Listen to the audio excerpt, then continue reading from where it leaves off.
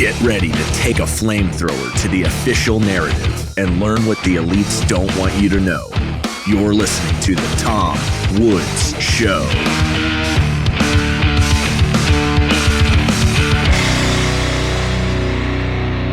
Hi everybody, Tom Woods here. It's episode 2639 of The Tom Woods Show, and I'm delighted to welcome two guests today, and maybe they can raise their hands when their names are said so we can identify them on the screen, but we've got Louis Betty and Ethan Rundell, who are have just released a book. I guess it came out in 2023, but it's just coming to my attention now, called Enemy of the Disaster, and it's a series of essays by a figure who, shall we say, has attracted a little bit of controversy over the years, Renaud Camus, particularly because of his association with the concept of the so-called Great Replacement. And we don't shy away from controversial topics on the old Tom Woods Show. That's not how we got to 2639 episodes. So I wanted to talk to these gentlemen about the book, about this man, about the ideas. And gentlemen, welcome. Thank you. Thanks for having us. All right, so let's start. Let's just get it right out of the way. Before we even tell us who Camus is, what does he mean by the Great Replacement? Because my gosh, have we heard that term over and over again. What did he mean by it? Because he apparently is the person who coined it. Yes, he is indeed the person who coined it. And it was something that he came up with really in the late 90s when he was visiting some villages in southern France. Camus himself is from southern France. And he had noticed between the time of his childhood and then when he was in his 50s or 60s, I suppose, that the populations of these places had radically changed. They were no longer French or ethnically European.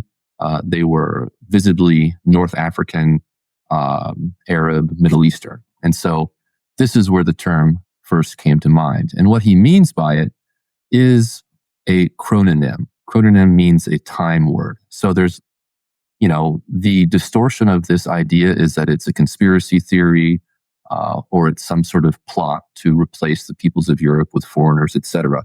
But he didn't mean anything like that. He was simply looking for a term that would describe what is visibly going on in Europe. So Great Replacement, it holds the same kind of meaning as something like the Great Plague or the Great Depression. Terms simply to describe what is most salient and obvious about our era, which is what he calls the change of people and civilization, which, if you look into European demographics over the last 30, 40 years, is simply a statistical fact. Yeah, if I may add, I think that the sort of most compact description of what Camus means by the Great Replacement, and it's a sentence that I often quote because it's easy to remember, is the Great Replacement is neither a theory nor a concept. It is a name for what is happening, the change of people and of civilization. So he's just describing a blunt phenomenon that anyone who's lived more than 10 or 20 years, any adult human being in Europe and to some degree in the United States will be aware of. He's not offering a theory with that term. Now, can you first of all, can you give us some biographical background? Who is this? And by the way, I presume you must have some relationship with Camus, given that you've translated these essays and published this book, Enemy of the Disaster. Yes. Yeah, Camus, he lives actually in a kind of remote part of France. He lives in a castle, actually, a medieval castle. And so both I and Ethan, though at different times, have visited him there. So Ethan, I think you correspond with him a little bit more than I do by email, but we both know him in person. As for his biography, he was born in the 1940s in the city of Clermont-Ferrand, which is central France. He came to prominence as a noted homosexual writer, actually. In 1979, he published a book called Tricks. That's the only thing before us that was ever translated into English. So he was known as a kind of, gay activist. He was very much a Mitterrand-era socialist, a man of the left who was connected with all the right circles, all the right people. So, he really, in some ways, is guilty of being a class traitor to his artistic or his social caste for pointing out these demographic changes. Ethan, add to that? No, I think that's an apt description. Yes, he was at the sort of top for many years at the top of the literary food chain in France, and really only was expelled from that position in the early 2000s for reasons related essentially to his political thinking. Louis reviews the particular issues involved in the introduction to Enemy of the Disaster very well. So anyone who's interested in that can learn the whole story by reading his introduction. Yeah. Basically, if he had started out as somebody saying the things he was saying and had always been external to those circles, there wouldn't have been any scandal. But he betrayed, again, his group and his people within those circles. And yet, we should probably say something about what the Great Replacement is not, in his view, because obviously the concept has been adopted by and expounded upon by a great many people who have added to it features that he would not have added to. Yeah, precisely. As I said earlier, he does not see it as any sort of conspiracy. He doesn't even think of it as a theory. Again, it's a description simply for what is going on. But you pose an interesting question. How exactly did this term jump from what he meant to its, you might say, polemical distortion, where it becomes, a theory about nefarious mandarins in some sort of smoky boardroom plotting to replace European peoples either for electoral advantage or even in some cases out of some kind of racial spite. So that's a really interesting question for intellectual historians to address, again, how the term mutated into this kind of malicious, noxious thing. But that's for somebody who's going to write a dissertation, hopefully at some point, about Camus. Yeah, I mean, lots of things have been imputed on both left and right to Camus with regards, well, not even to Camus, with regards to the meaning of this expression, the Great Replacement. In the United States, everyone, even people who are favorable to Camus, it's odd, they always say the Great Replacement theory. There is, as we've already said, as far as Camus is concerned, no Great Replacement theory. It's not an anti-Semitic theory. He's not claiming that European elites have deliberately come together to replace the native populations of Europe with immigrants. The notion, these notions have been imported into Camus' expression from outside, and in the American context, in particular, it's often said that the Great Replacement has something to do with a Democrat Party electoral strategy to import new voters. Well, for one thing, Camus says very little about the United States in this context, and certainly he does not suggest that the Great Replacement is part of any kind of electoral strategy.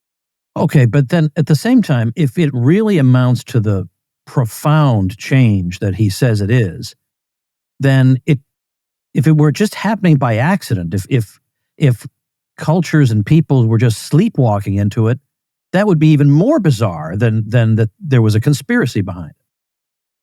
Yeah, it's not a conspiracy, but he does use the terminology of a machination. It's some sort of process that's unfolding that has its own logic. It's not due to any one group of people sitting down and deciding anything. But there are really two parts, and this is what we were... There are two things essentially going on that lead to this. On the one hand, you have capitalist expediency or market expediency, the desire or the assumption that Europeans had, if you go back to the 60s and 70s, that importing more labor, importing labor from North Africa and other developing countries, that this would be a boon and a benefit to European economies. That's what people thought. At the same time, you also had the anti-racist movement, or what Camus calls the second wave of anti-racism. The first wave of anti-racism was a reaction to World War II and the very understandable and legitimate desire to protect threatened races, Jews, Armenians, and what have you.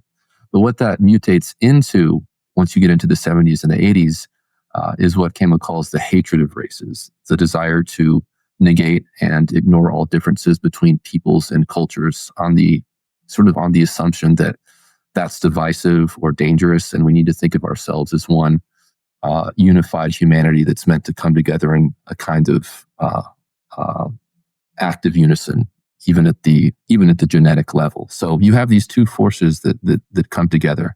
on the one hand, the interests of finance, of capital that wants cheap labor, that wants more consumers, and, multiculturalism, immigration. These become kind of a ruse of the interests of big money. And so the anti-racists are pleased that there's all this diversity, but they don't really see that they're being used as pawns, as Camus sees it, of these financial interests. Folks, I know homeschooling families that are running themselves ragged, trying to keep up with everything. They're overwhelmed by unfinished housework and kids at different grade levels, holding everything together.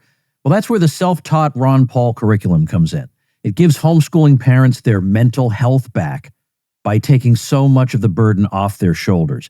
Not to mention, with the Ron Paul curriculum, your worldview has a fighting chance of being passed on to your children. Your students will learn all the standard subjects. You should see how much the middle schoolers love the science courses. They often want to go ahead to the next grade because they're enjoying them so much. Your high schoolers will learn government and Western Civ from me. And in addition to the usual subjects, they'll also learn things no government school will teach them, like how to manage their money, how to be an effective public speaker, how to run a home business. Plus, join through my link and you'll get $160 in free bonuses from me. My link is ronpaulhomeschool.com. That's ronpaulhomeschool.com. And I don't know if you're interested, but there's a rather long passage in which he describes precisely this kind of conjunction between the anti-racism of the left and the financial interests of the right that resulted, according to Camus, from the 1970s onward in The Great Replacement, which I could, if you like, read. Sure, why not? This is not from, and it will give you a sense of his prose as well. This is not from Enemy of Disaster. We've actually published 3 books by Camus: Enemy of Disaster, this book, The Deep Murmur, and then finally, the only work of fiction by Camus in English, which is this little kind of slim, actually tale or fairy tale called Euro. But this is from The Deep Murmur, and specifically the essay with which it opens, which is called Elegy for Enoch Powell. So I'll read it. For like the triangular trade before it, the present-day colonization of Europe has 3 protagonists, not 2. There are those who do it, or are it: the immigrants, the migrants, the refugees, the conquerors, the colonists, the occupier. There are those who are subjected to it, willingly or no: the natives and assimilated, the autochtones, the colonized, the subjected, the conquered, the occupied. And there are those who want it or propel it, who drive it forward without even having to want it via the operation of mere mechanical, legal, verbal, accounting, and financial linkages. Political staffers, journalists, judges, the world of finance, employers, the European Union in its present form, the IMF, the UN, Facebook, Twitter, Google, Amazon, and so on. In the Great Replacement now underway, there are the replacers, the replacees, and the replacists. And the replacists are themselves the unlikely combination of 2 forces that one would have thought as remote from one another as possible, whose foot soldiers do not always even know that they are allied, but whose interests are in fact highly complementary and convergent, to such a point that the cordial relations between them, what one might call their objective alliance, to use the vocabulary of another era, have up till now rendered them invincible, all-powerful. I am here, of course, referring to profit and the search for profit on the one hand, the purely managerial conception of the world and the management of the human park, economism, financialization, Davos, and devocracy. This administration of the world by great financiers, banks, multinationals, robots, business, big tech. And on the other, anti-racism, or more specifically, the second anti-racism, the one that is no longer like the first, the necessary and eminently moral protection of a few threatened races, but the hatred of all, the pseudoscientific negation of their existence, and the desire to eradicate them, to suppress all differences between them, to merge them. And not just races, but now also sexes. And while it is at it, nations, cultures, civilizations, all that separates and distinguishes, all that lends itself to discrimination, all that harms the mass production of the new man, of new teleman, of serene humanity, of undifferentiated human material, infinitely exchangeable, spreadable at will, apace without lumps or clots, pressed by the press and ground down by the courts, liquefied, ready-made for every shanty of the global shanty town, this shanty universe wherein reigns the copy, the reproduction, the imitation, the ersatz, the low cost, the fake, the inverted real, the faux sell, mass negationism, where what is happening is not happening.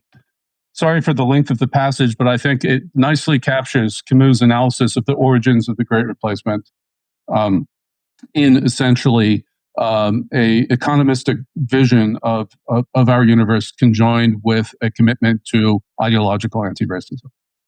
You know, in the United States, there's been a debate and discussion about, especially since J.D. Vance made oblique reference to the controversy in his vice presidential acceptance speech at the Republican convention, to the idea that maybe the American people are really a people. You know, there really is an American people, and that the United States is not just a collection of abstract propositions. And people have argued back and forth. Now, there is a portion of the so-called right wing in America that will absolutely maintain that the United States is a series of propositions, and anybody can come here, and if they accept the propositions, then they are just as American as anybody else. But doesn't Camus more or less have the same, correct me on this, but doesn't he say that there's nothing stopping a non-Westerner from coming to France and ultimately becoming a Frenchman? So how is that different from, the neoconservatives in the U.S. who think that you can have a country that's just based on abstractions and that works fine? Yeah, Camus makes an absolute distinction, and, Vance more or less made this distinction in the speech that you're referring to between individuals who want to become part of a people or a polity and whole groups or peoples that might show up one day, knocking at the door. Camus says that, any person, independent of where they're from, can fall in love with another country, with its language, its literature, he says its art de vivre, and even its landscapes. That was how I initially fell in love with France, was with its landscapes, not necessarily with its people or its language.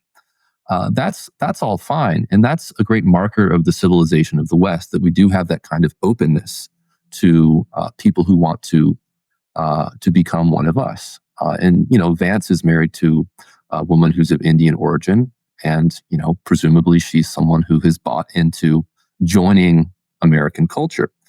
On the other hand, you can't have entire peoples join a nation, not just because they might be hostile to it or want to conquer it or take it over, just because if you have enough people showing up in one place relative to the natives, there simply is no assimilatory pressure. And people will go on being who they are, innocently, not vindictively, though that can happen too. So Camus' objection is to that second sort of situation, and that's what's happening in Europe. There are just so many people from backgrounds that are so different who have come so quickly that even if everyone was infinitely well disposed to everyone else, you would still have a disaster. Yeah, what Camus is doing is pointing out something that for long was, and I think should be, for some people still is, intuitively obvious, which is that there are distinctions between peoples. They're not exchangeable, they're not fungible, they're not replaceable, that there's a historic depth to you and your kind wherever you come from. And that has to do with this shared past, common ancestors, common references, common language, and all the things that go into making a people. It's a historical phenomenon. So an individual can join a people if they identify with that, if they wish to. But as Louis just pointed out, if you bring in suddenly mass populations of people from the outside, the notion that somehow, just by virtue of the fact that they have a stamp on their passport or the right documentation from the government, they automatically become, say, a Spaniard or a Frenchman or an American is, on the face of it, culturally at least, an absurdity. And here too, and I hope not to bore you with this, but this is a great quote, very short. Camus writes, "Individuals who so wish can always join a people out of love for its language, literature, its art de vivre, or its landscapes. But peoples who remain peoples cannot join other peoples. They can only conquer them, submerge them, replace them." So that gets to his point. So his vision of immigration to a certain extent, and also of what constitutes a people is really a very traditional one that I think would be familiar to most people. It's not in the least radical. It's not racially based. It's not even in any way exclusive. It's simply that anyone can join a people. They just have to genuinely want to. I'd like you to come to the U.S. Virgin Islands with me, and no, not aboard a cruise. For 2 years, I've run the Tom Woods Elite Mastermind, where smart and ambitious people help each other maximize their business success. Forget the vague generalities and the fortune cookie maxims you get in business books. Here, you'll get ideas and strategies designed specifically for you.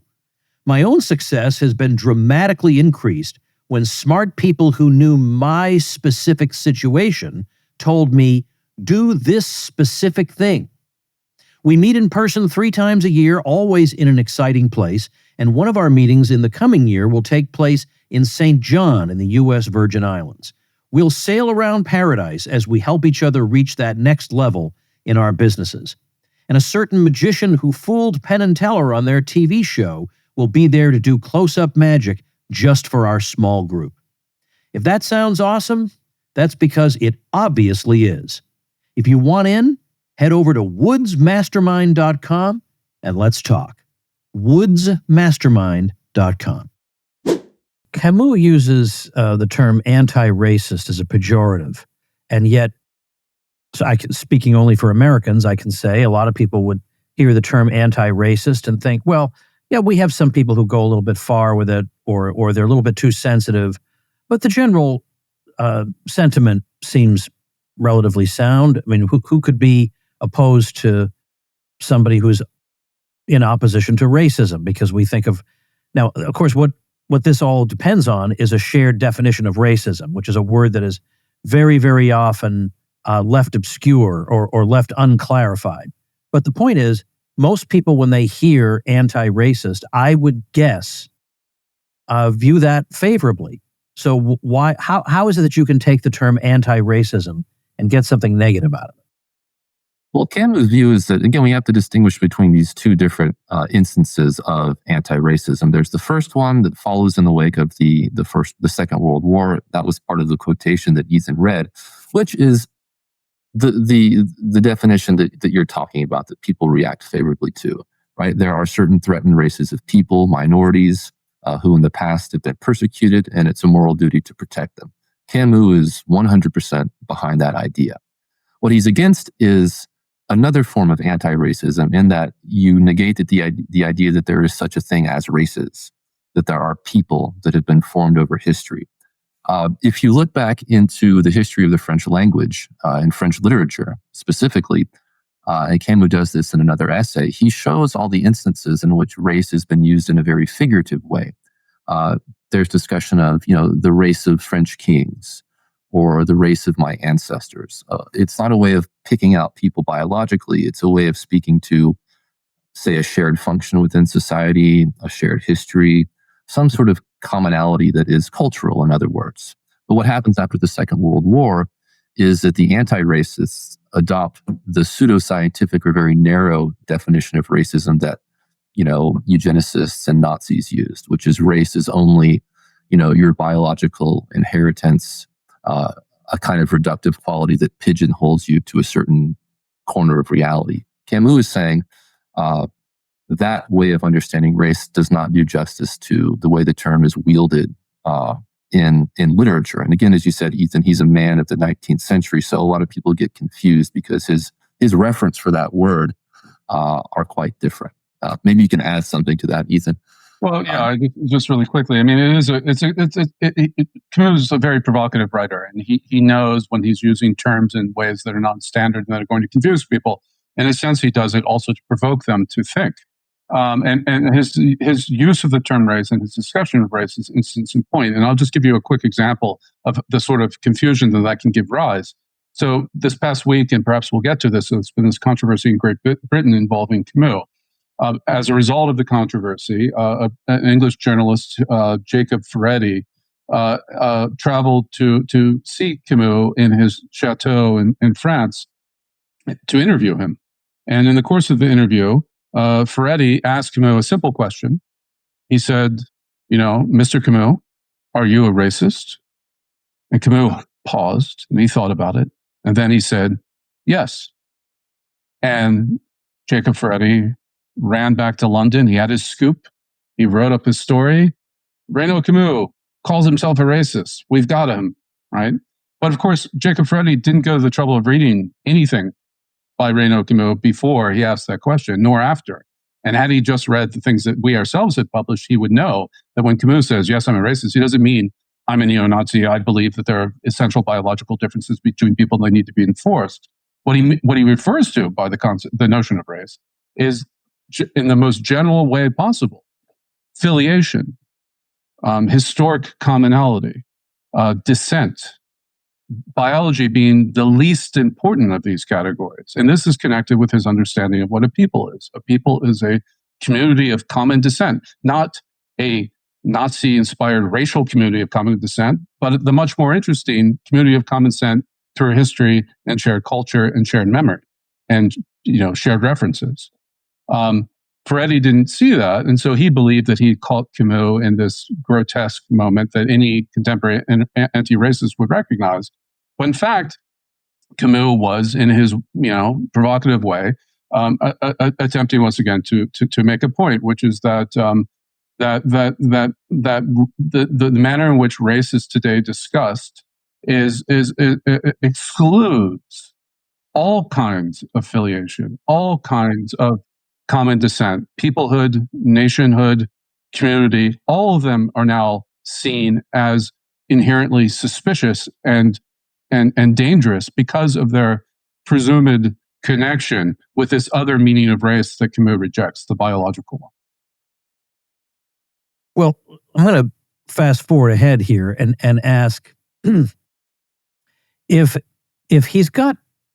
these are his definitions, and this is the way he thinks about the subject, then you could imagine that somebody listening to him fairly might say, the worst you would say is, well, I disagree with this analysis, but I at least understand your argument, which is that, again, if entire peoples, in effect, or enormous numbers of homogeneous peoples attempt to, let's say just move to, let's say 5 million whites move to Zimbabwe. Zimbabwe would be forever changed. But what would also happen is that you wouldn't have as much of a high trust society anymore. You'd have a lot of, let's say you'd have a lack of social cohesion. There'd be a lot of hostility. There'd be, as always happens, increased competition for government largesse. This group would rather have it than that group, and they fight over that. And instead of having the rainbow of possibilities that is held out to us, for this, instead we get a series of warring clans. We get a state of low intensity civil war, where different peoples who bring different views of the good and different histories, different things they cherish, find that maybe they're incompatible. Now, that may be right, that may be wrong. There's nothing obviously evil about it. But yet he is treated like he's evil. So why is that? Well, it's the assumption that when you're making those sorts of arguments, that in one way or another, you're advocating for the supremacy of one group over the other. You're saying that, this other group of people is degenerate or backwards and, their life unworthy of life, to put it in the language of the Third Reich. And what you're really doing, everything is connotated in this sense, is arguing for supremacy and what might result from that. Whereas Camus, he's just talking about simple anthropological prudence, and that you have different groups of people that are very different. And you may think that it's moral to mix them all together in some sort of effort to create a new man, as he calls it, a new universal fusion of human beings. But there's nothing moral about working to what, in effect, creates a hellish society, a society of tension, of the recrimination of one group against the other. So the idea that this represents an expression of morality, that multiculturalism represents an expression of moral behavior or moral aspiration, that has to have the lie put to it, because its actual product is, as you say, it's division, it's civil strife, even violence, as we saw, after the stabbings in Southport in the UK last year. Well, we were saying before we started recording, there were cultural preconditions that had to be met before any of this was possible. What are those? That's the great deculturation. Ethan, you want to speak to that? Well, sure. Enemy of Disaster contains an essay of that title, The Great Deculturation. And there, Camus presents what he regards as, you just said, the necessary conditions of the Great Replacement. In his view, this has to do essentially with the degradation of cultural reference, of education, and of historic self-awareness in Western societies. So in that essay, he traces the various ways in which, really since the 19th century, when you had in France, certainly in other European countries, in the United States as well, this kind of high bourgeois culture in which there was a universally recognized hierarchy, for instance, of the arts, of education, of cultural attainment, classical music, great novels, great literature.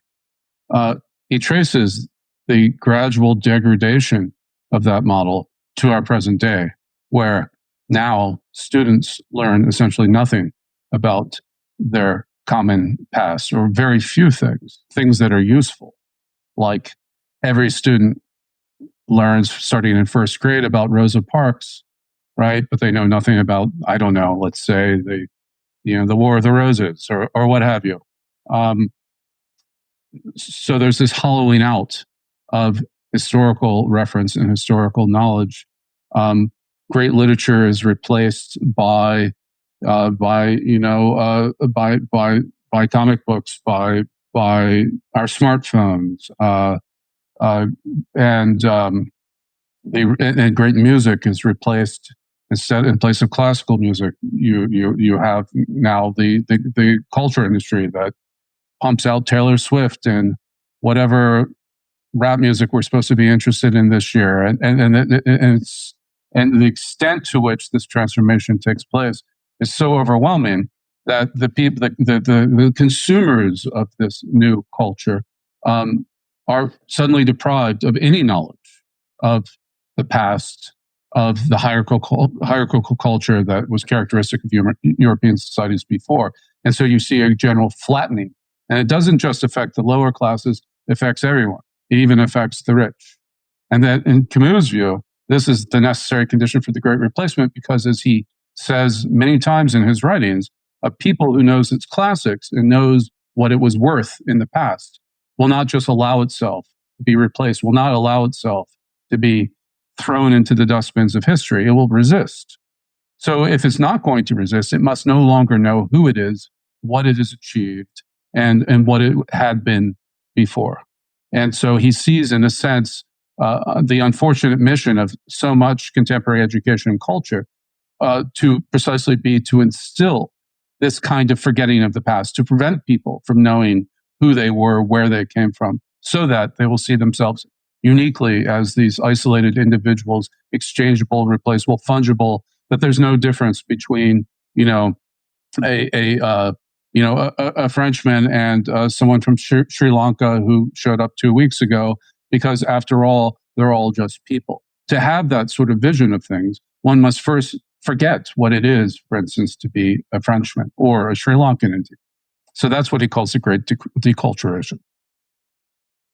Can you talk to us a little bit about the struggle to edit his Wikipedia entry? I mean, it sounds frivolous, but it's not, because Wikipedia was one of the great, really, in its original conception, it was a great enterprise of the human mind and of human cooperation across the world. And it certainly sounded like a noble idea. And there are a great many articles on Wikipedia that are neutral that you can certainly learn from. But as soon as you get into anything controversial, it is just a nonstop battle between one editor and another editor, back and forth, to include or exclude various aspects of the person's life that are either truthful, not so truthful, designed to make you dislike the person. And apparently you've encountered that in the case of Camus. Well, even now, on the Wikipedia page, the first descriptor for Camus is that he's a novelist, which is really ridiculous. He's written maybe 150, maybe even 160 books. Just a very, very small amount of those are novels. He is not at all principally a novelist. He's principally a diarist, actually. He's kept a diary since 1980 of all his daily activities. And often that diary runs into 500, 600, 700 pages. So that's what he's known for in France. So already there, Wikipedia disgraces itself by not even knowing exactly who he is. There are other elements of it too. Ethan, you've dealt with the editorial. Yeah, so when we started our little publishing venture, it quickly became apparent to me that we were never going to get reviews and no one was ever going to take us seriously to the degree that before they even thought of doing so, they would first check Wikipedia. And if you only read the first paragraph of Camus' Wikipedia entry, which is probably all that they read, what you'll encounter is something horrific. You'll discover that this guy is a conspiracy theorist. He's a white supremacist or sometimes a white nationalist. It depends. They don't really care, actually. Yeah. It's all the same for them. Right. And that he may actually have these shadowy connections to various acts of right-wing terrorism and so forth. That's hinted at. And all of this is actually nonsense. And here we've published it, and we know it's nonsense because we have the source. We can prove it's nonsense. And so I endeavored to go onto Wikipedia and change that entry in ways that I thought were at least more accurate reflections of who Camus actually was. The first thing that happened as soon as I made any change, which was simply to add a bibliographical reference to our first publication, I was kicked off of the main page. I wasn't allowed to edit. So I found myself in the talk section, and I began making my case for various changes. These were, generally speaking, ignored. Eventually, a couple of editors came to my defense and said, well, maybe we should actually, include these references here or there.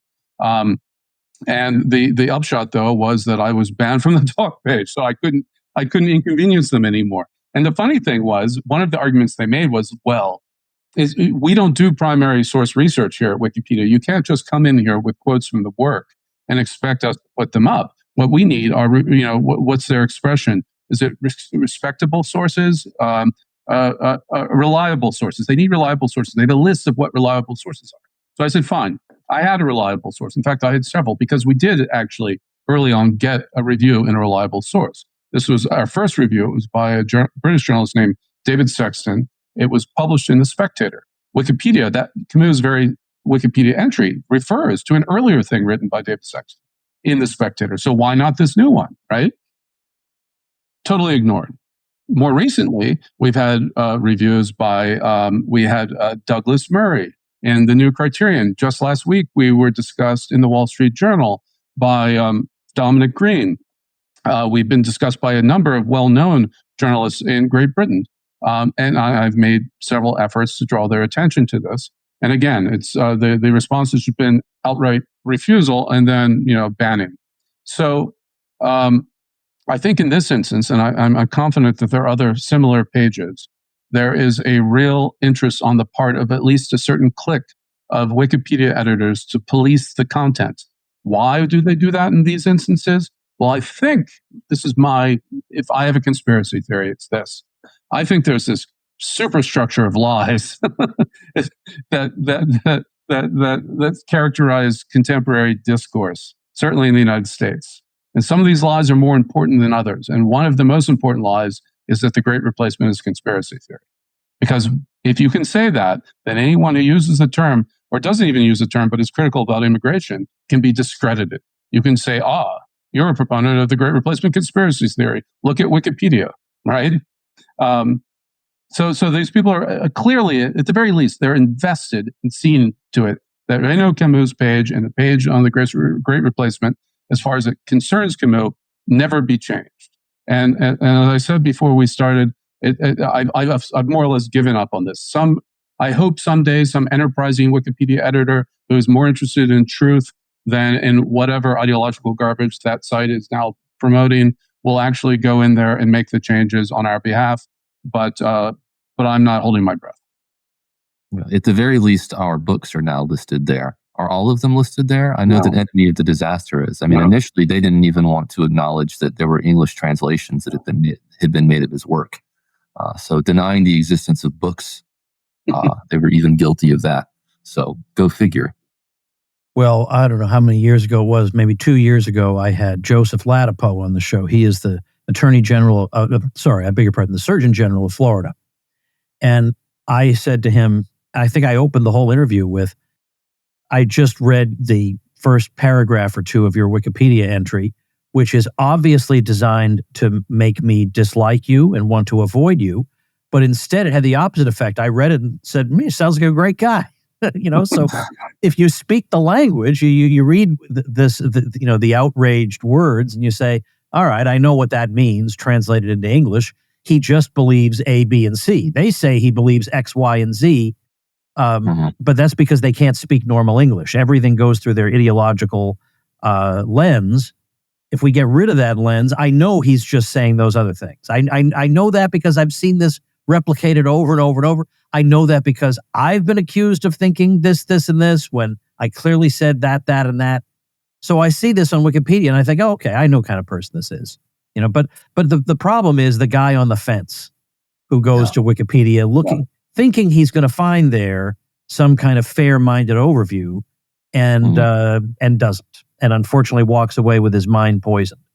And unfortunately, a lot of those people on the fence are actually journalists who... Yeah, I mean, we started our venture for several reasons. One of them was to save the reputation, rehabilitate the reputation of a man who'd been unfairly maligned, who was Renaud Camus, a great writer. But another reason that we did it is because this famous term that he's created, the Great Replacement, and this has to do with Wikipedia's treatment of the subject, has become in itself an ideological weapon that's been turned against the people who might actually use it, people who are critical of mass immigration, right?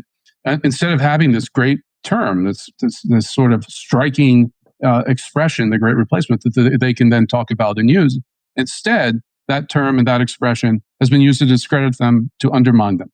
And so Wikipedia has played a central role in this, of course. Just recently, apparently Camus has been banned from the UK. So, I mean, why now? And what's the justification? Yeah, it happened on April 18th. He had been scheduled to give a speech in front of the Homeland Party, a meeting of the Homeland Party. And they're kind of a small, obscure group in British politics that advocates for remigration, which is, I guess you could call it the humane repatriation of non-assimilated immigrants.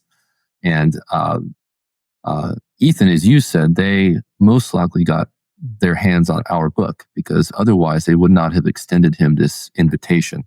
Of course, somehow somebody in the Starmer government found out that Camus was coming or planning to come to Britain, and they didn't exactly stop him at the border.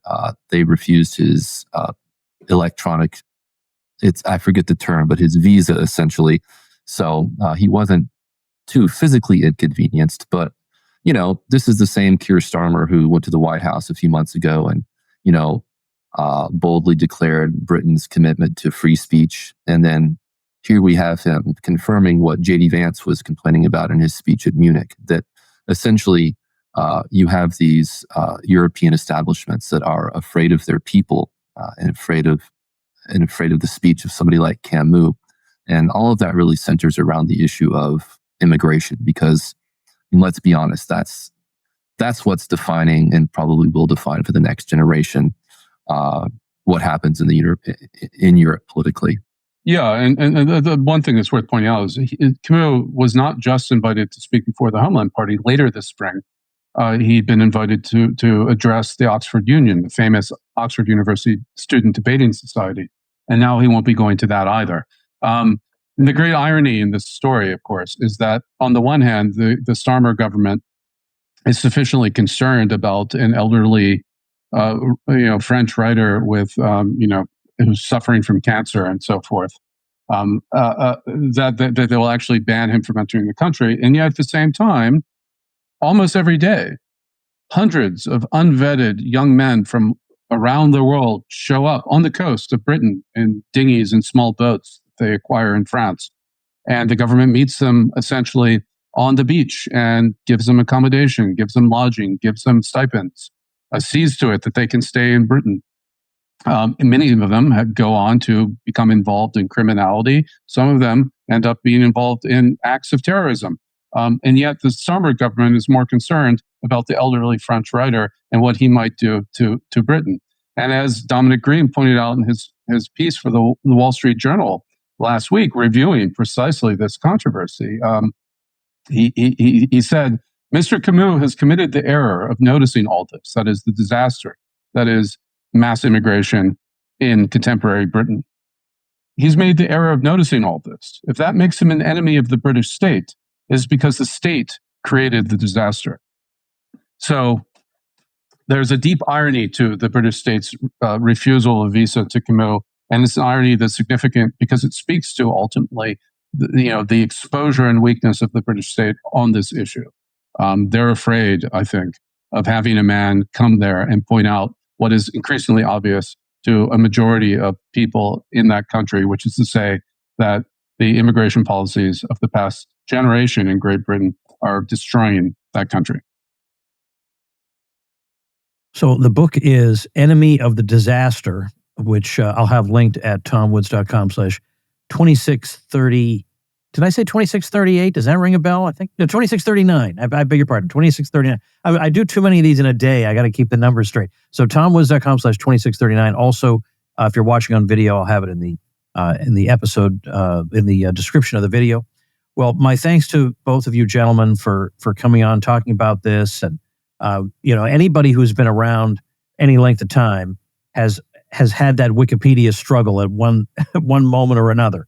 And it's, as I say, originally it seemed like that should be a really great human venture, something like a collaborative encyclopedia. And then the worst traits of human beings absolutely overwhelm it. So, but there's much more to the story than that. Of course, the book itself, Enemy of the Disaster, is very much worth reading. Gentlemen, thank you very much for your time. Thank you very much. Thank you, Tom. And thank you, ladies and gentlemen. Make yourself and those you love less vulnerable to the regime, both mentally and physically. Get more forbidden information at tomsfreebooks.com and be sure to subscribe to the show wherever you listen. See you next time.